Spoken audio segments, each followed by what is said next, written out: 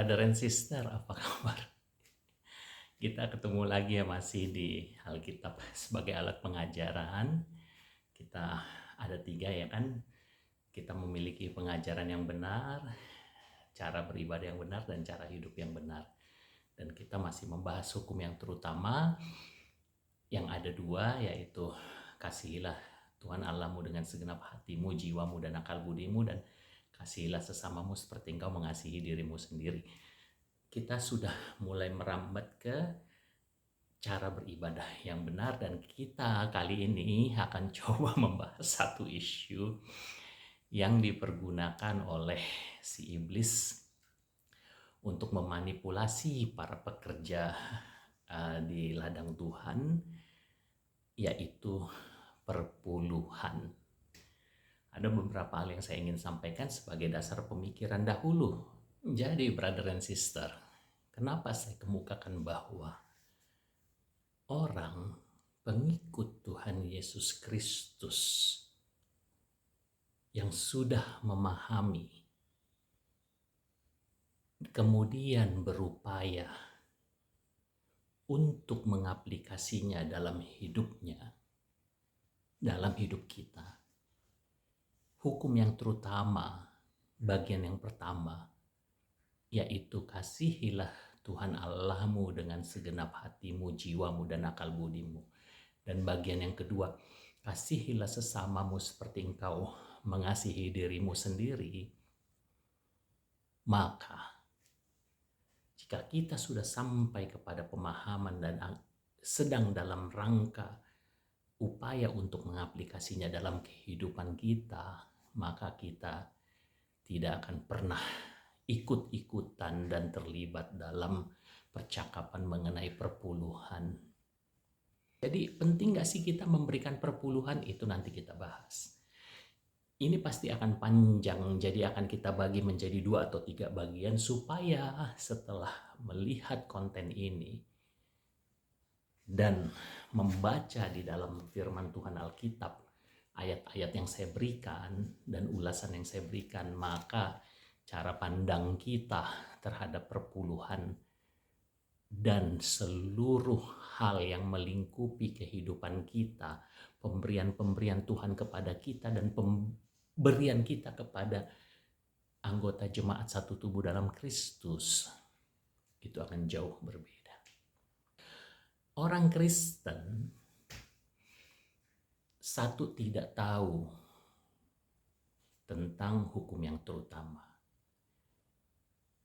Yang kedua, orang Kristen tahu tetapi sedang dalam upaya untuk hidup dalam hukum yang terutama. Pernah saya bahas di konten sebelumnya, dengan mempelajari perjanjian lama kita memperoleh hikmat dan kebijaksanaan apa yang Allah inginkan terhadap bangsa Israel yang merupakan satu Allah dengan kita, dan itu juga keinginan yang Allah inginkan kita lakukan. Walaupun banyak hukum-hukum yang Allah perjanjian lama itu digenapi oleh Yesus Kristus, Allah yang berinkarnasi menjadi manusia dalam rangka penebusan, itu disempurnakan. Bedanya adalah apa-apa yang diucapkan oleh Yesus Kristus penebus, Allah yang berinkarnasi menjadi manusia dalam wujud Yesus Kristus dalam rangka penyelamatan, justru hukum-hukum itu menjadi lebih berat untuk kita. Perhatikan. Nanti saya cantumkan beberapa ayat. Yesus Kristus penebus justru menginginkan kita melakukan semuanya itu bukan karena takut, bukan dalam kondisi tertekan, bukan secara represif, tetapi Dia ingin kita melakukannya dengan hati kita yang menandakan bahwa kita melakukan semua hukum itu karena kita mengasihi Allah kita. Karena kita mengasihi Yesus Kristus atas semua pengorbanannya dan cinta kasihnya kepada kita. Dan kita mengasihi dan menghormati Roh Kudus dalam kehidupan kita yang membimbing dan menerangi diri kita. Itu yang pertama. Ya, jadi orang Kristen tidak tahu dia sedang berproses, atau yang ketiga dia gagal. Kenapa? Karena kedagingan menguasai dirinya. Itu bagian pertama. Bagian kedua, kenapa perpuluhan ini menjadi isu yang sangat panas dan dimanipulasi oleh si iblis? Nomor dua adalah bahwa manusia gagal memahami fungsinya. Kita bisa lihat nanti di banyak contoh di pembahasan, terutama adalah mengenai jemaat mula-mula. Allah sudah memberikan banyak sekali contoh. Bahkan yang lebih dan paling terdahsyat adalah dalam rancangan penyelamatan yang Allah lakukan dengan berinkarnasi, mengambil wujud Yesus Kristus, Allah menjadi manusia, datang ke dunia dalam rangka penebusan. Dia menyertakan satu bagian penting yang sangat dahsyat, Yudas Iskariot. Itulah menjadi bagian yang ketiga. Manusia dari kejadian Adam dan Hawa, dari Yudas Iskariot sampai dengan yang dinyatakan oleh Rasul Paulus di dalam 1 Timotius, manusia itu mencintai uang. Manusia sangat mencintai uang.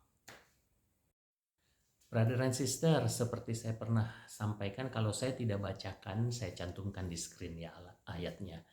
Tapi ini 1 Timotius 6 ini merupakan ayat yang luar biasa bagi saya, karena saya pertama kali mengetahui ini ketika saya masih kelas 1 SMP dan saya didoktrin oleh orang tua saya mengenai ayat ini. 1 Timotius 6 perikopnya itu mengenai penyakit bersilat kata dan mengenai cinta uang. Di ayat yang ke-6 sampai yang ke-10 saya bacakan ya brother and sister. Memang ibadah itu kalau disertai rasa cukup memberi keuntungan besar. Sebab kita tidak membawa sesuatu apa ke dalam dunia dan kita pun tidak dapat membawa apa-apa keluar. Asal ada makanan dan pakaian cukuplah. Tetapi mereka yang ingin kaya terjatuh ke dalam pencobaan, ke dalam jerat, dan ke dalam berbagai-bagai nafsu yang hampa dan yang mencelakakan, yang menenggelamkan manusia ke dalam keruntuhan dan kebinasaan. Karena akar segala kejahatan ialah cinta uang. Sebab oleh memburu uanglah beberapa orang telah menyimpang dari iman dan menyiksa dirinya dengan berbagai-bagai duka. Dalam karya penyelamatan Allah melalui Yesus Kristus penebus, Allah menyertakan satu bagian yang dahsyat. Perhatikan. Bagian yang dahsyat yang mempertontonkan dan memperlihatkan kegagalan iman seorang bernama Yudas Iskariot karena uang. Penyaliban itu bukan rancangan kecelakaan, itu rancangan dahsyat Allah.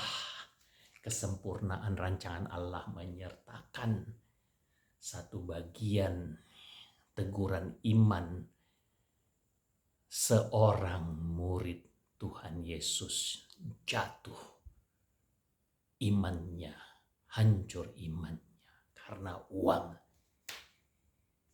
Itu kenapa kita bahas perpuluhan ini secara khusus dalam beberapa bagian supaya kita menyadari dan mengerti 1 Timotius 6, penyakit bersilat lidah dan cintakan uang. Versi King James Version-nya adalah, dan Word Student Bible, for the love of money is the root of all evils. Kelas 1 SMP saya sudah membaca itu dan orang tua saya selalu mendoktrin, jangan cinta uang, cintai kehendak Tuhan. Ia cukupkan sesuai dengan penugasanmu di dunia, mengerjakan PR-PR dari Tuhan. Selamat di dunia melakukan tugas dari Tuhan, kembali ke dalam pelukan Tuhan di dalam kerajaan surga. Jadi cara pandang orang-orang yang dalam proses mencintai Allah dengan segenap hati, jiwa, dan akal budi berbeda. Termasuk dalam isu perpuluhan. Kita berbicara secara umum. Tentu banyak pengikut Tuhan Yesus Kristus, banyak orang Kristen yang sudah sampai di tahap di mana dia sudah tidak punya keinginan lagi mengenai hal itu. Oke, brother and sister. Brother and sister, kita ke kejadian dulu ya. Adam dan Hawa. Itu merupakan satu kejadian yang merupakan contoh yang luar biasa mengenai keinginan. Manusia Adam dan Hawa menjadi korban manipulasi yang dilakukan oleh si iblis. Jadi brother and sister, please, sudah di konten saya yang paling awal dahulu ya, ambil Alkitabmu dan baca. Minta bimbingan Roh Kudus. Seluruh rahasia kehidupan keinginan Allah kita ada di sini. Banyak orang yang gagal karena tidak mau membaca Alkitab. Dari kejadian, brother and sister, Allah sudah memperlihatkan dengan amat jelas masalah keinginan. Manipulasi si iblis menimbulkan keinginan. Bayangkan kurang kasih apalagi Allah kita. Semua boleh kecuali yang itu. Itu betapa dahsyat kasihnya. Kecuali waktu itu jika Allah mengatakan demikian, kau hanya boleh makan 3 dari 1 juta jenis. Tapi Allah tidak melakukan itu karena Dia menunjukkan dari awal penciptaan, dari sejarah awal manusia, Dia menunjukkan bahwa Dia adalah kasih. Dan itu konsisten dengan pribadi Yesus Kristus. Dahsyat kan? Brother and sister. Dari kejadian juga kita bisa lihat. Dari perikop Kain dan Habil. Bayangkan. Yang kita dengar dari sekolah minggu. Yang ditanamkan oleh guru-guru sekolah minggu kita itu hal yang luar biasa sekali. Namun seiring dengan pertumbuhan usia kita, pertumbuhan iman kita, bimbingan Roh Kudus, kita bisa melihat dengan amat dahsyat. Kain tidak diterima persembahannya oleh Allah. Tapi lihat Allah mendatangi Kain dan menegur dengan kasih, dengan cinta kasih. Tahu apa kesalahan Kain yang terbesar? Dia tidak bertanya kepada Allah, apa yang kau inginkan, padahal itu sebenarnya seharusnya waktu itu mudah saja. Manusia masih bisa berkomunikasi langsung secara verbal dan dijawab oleh Allah. Bukankah seharusnya Kain waktu itu bertanya, apa yang kau inginkan ya Allah? Tapi itulah Alkitab mengajarkan kita. Manusia gagal bertanya kepada Allah apa yang dia inginkan di dalam kehidupannya. Persembahan yang layak, yang Allah inginkan. Jadi jangan salah sangka ya brother and sister.